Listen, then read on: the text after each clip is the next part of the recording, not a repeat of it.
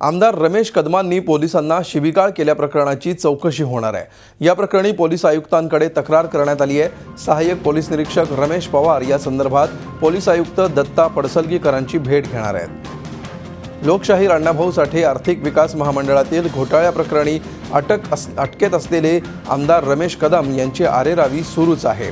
आमदार रमेश कदमांनी पोलिसांना अर्वाच्य शिव्या दिल्याची क्लिप व्हायरल झाली आहे। तपासणीसाठी जे रुग्णालयात जात असताना कदम आणि सोबतचे पोलीस यांच्यामध्ये वाद झाला। वादादरम्यान कदमांनी शिवराळ भाषा वापरल्याचं क्लिपमध्ये उघड होत आहे।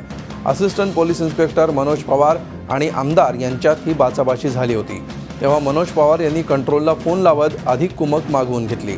नागपाडा पोलिसांनी या प्रकरणी जबाब नोंदवलाय। भ्रष्टाचाराच्या आरोपात गेली अनेक महिने रमेश कदम तुरुंगात आहेत।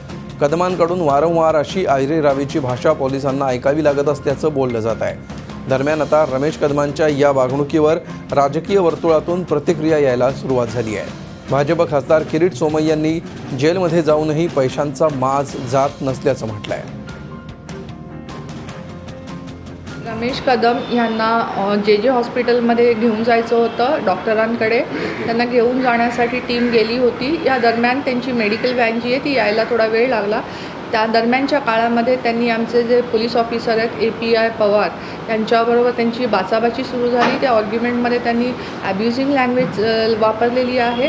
तर याकरता जी इन्क्वायरी आहे ती इन्क्वायरी पोलिसांतर्फे सुरू झालेली आहे।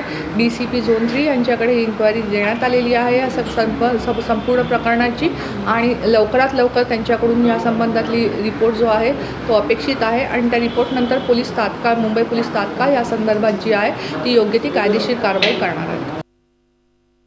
जेलमध्ये गेल्यानंतर जे पैशाची चरबी आहे, अजूनही जेलमध्ये पण भ्रष्टाचार करण्याचा त्यांचा प्रयत्न चालू असतो। माझा मुख्य पोलीस महासंचालक माथुर आणि संबंधित DCP अखिलेश सिंग या दोघांची चर्चा झाली आहे। तो दोघे या प्रकरणाची चौकशी करून योग्य आणि कडक कारवाई करणार।